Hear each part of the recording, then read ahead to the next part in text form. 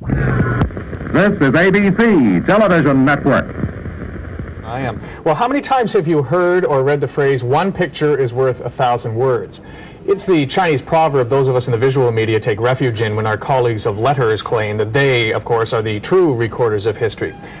Problem is, it's not really a Chinese proverb. One of those men of letters, the editor of a magazine called Printers Inc., made it up in 1927 and attributed it to the Chinese so people would take it seriously, he's quoted as confessing. And maybe that's the root of the problem. Visual media, television in particular, isn't taken as seriously as the printed media. There are libraries and archives filled with newspapers, magazines recording the thoughts and controversies of the ages, but who's keeping the record of television, particularly early television? Well, Ira Gallen's trying, and he's with us this morning to share some of his junk on the table and his ideas and the stuff you've found. And I'm as old as that logo. How do you find this stuff? Well, one of the things is, it literally is not a museum or library in the country that houses the complete history of television. It just doesn't exist. You watch the American movie classics, they preserve film history, not kinescopes, not TV history. What are kinescopes? Kinescopes are when a lot of the shows in the early 50s were recorded live. A film camera filmed it off the TV set onto a film negative. Copies were made. They were syndicated around the country. That's how a lot of these film prints are around today. But the big problem is they're starting to decompose. As I brought an example in today, from Broadway Open House with Jerry Lester, written by Neil Simon, all starting to deteriorate. And because in the early days nitrate film exploded, safety stock people thought just wouldn't explode but is decomposing, and now a vinegar virus is spreading through the film prints. So maybe less than a decade we won't have a TV or film history if we don't start preserving this stuff now. But when it comes to TV history, there are no major programs to do anything. So how do you preserve it? I mean, how do you well, in this case, this will never be seen again. There are processes that we're trying to work out that will put a liquid over it, and then you have 24 hours to transfer it, and then everything will fall apart.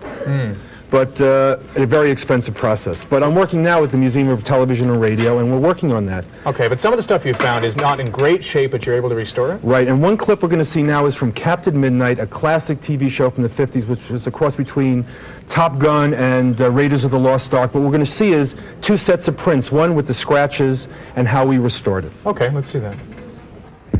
Attention. To help carry on our important work, I want you to join the secret squadron and wear this official badge and have this secret decoder. Following each week's adventure, I'll send an important secret message, and only secret squadron members who have decoders can decode them. Oh, yeah. There's a special liquid process that fills water in between all the scratches and cleans it up. That's quite something. Keep yourself healthy. And of course, one of the greatest sponsors of late night news, Ovaltine. Gold Bond? Oh, Ovaltine, even better. Yes. So every day, drink instant Ovaltine. And we do on this show every day. Absolutely. I just had it before I came out here. Okay, so I'm really looking forward to some of this stuff because, of course, I wasn't sort of watching television in the early 50s. Mere child you are. Yeah, of course. But we're trying to teach you a little bit about news. But one of the things is where is the history of TV? Among private collectors, because when these shows were syndicated to local stations, after the shows were done, they threw the prints away. Yeah. The networks threw prints away, but collectors like myself went into the garbage cans, flea markets, finding the stuff. But I was doing a trade. I bought a couple $1,000s worth of toys, and a woman says, here's a film print. Take it home to look at it. It's been sitting in a closet for over 20 years. This is what we're going to see now, the only Walter Winchell show that exists on an ABC show. Really? Okay, let's see that. It's time, America. Time for Walter Winchell. Mr. and Mrs. North and South American, all ships at sea, let's go to press. New York City. The police in New York have a new hot lead on the murder of a Bronx mobster. He was killed last week for welching on commissions due to a dope ring in East Harlem. New York City, hear this. Dorothy Parker, the famous playwright and poet, will make a speech in New York on the 17th at a hall in Greenwich Village, probably on 4th Street, on behalf of the communists now in American jails for conspiring to overthrow the United States. Good girl, good girl. New York. Sonia Haney is at Lenox Hill Hospital, New York, for plastic surgery. Attention, Havana newspapers. American authorities know the identity of the person selected to assassinate President Batista of Cuba. He is a member of a Cuban revolutionary mob in Boston, New York, and Chicago.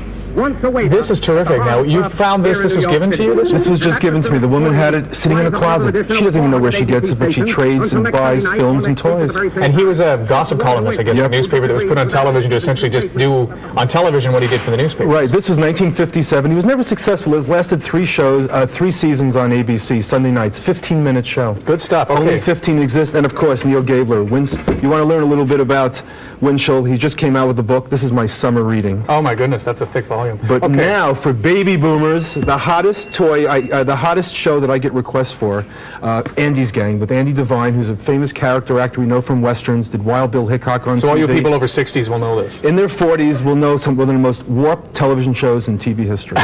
Explains the generation. Let's see it. Yes, sir, Andy's Gang, with Little Squeaky, Midnight the Cat, and that mystical, magical Froggy the Gremlin. Okay, who's this in the airplane? This is Squeaky. They would take the mouse and cat and do very outrageous things with it. It was like a screwball comedy, and it would be 10 minutes with the cat and mouse, put them in an airplane, put them in a tank, hang them from a parachute. Now give me your best reason why this should be treated with the same kind of respect as old copies of the New York Times. Because it's my favorite television show, and every baby boomer lives for it. It's just pure escapism, reflections back to our past.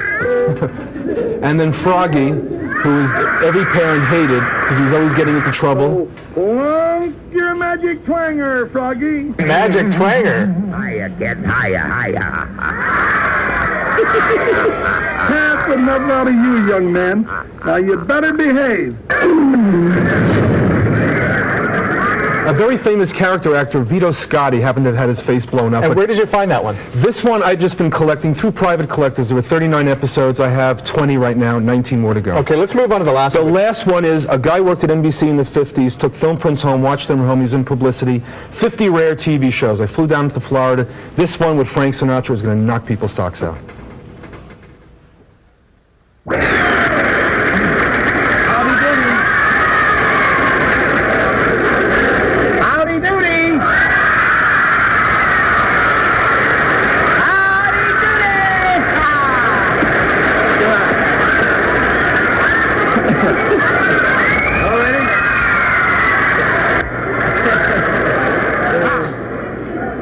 So Frank Sinatra, Harry Como, and Frankie Lane. This is great.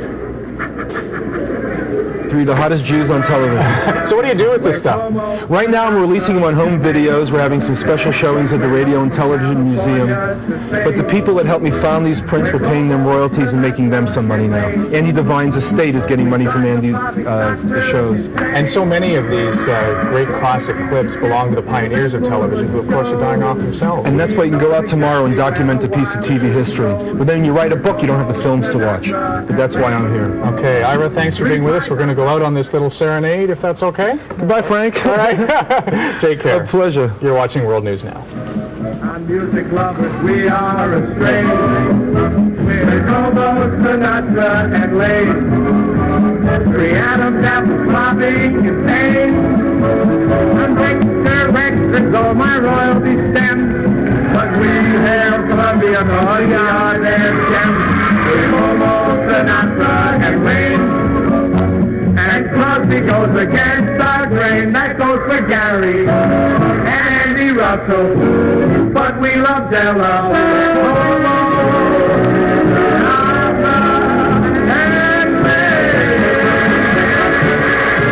This little reel of film right here is a 30-second commercial. It's half the reel. It's a 30-second commercial. Celluloid film strips. That's what you saw on tonight's show. These are the commercials I get.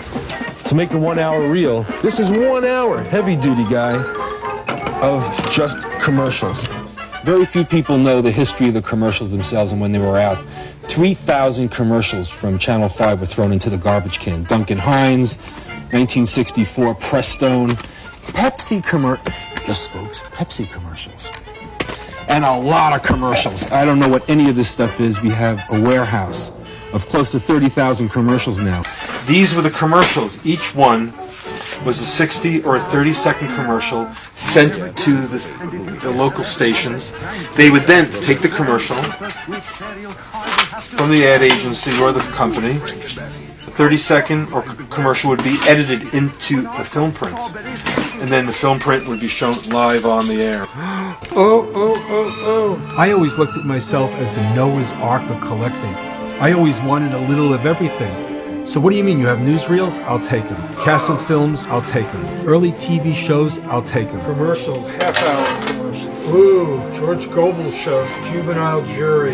The history of X-rays. Fats Waller. The Wild Bunch. Plumbing and Heating Division. Oh, man. My biggest problem is I own too much stuff, and it got out of hand. I used to be neat on a shelf. Oh, this blows. Now it's to the point where I can't even find some of the stuff I have. This just sucks.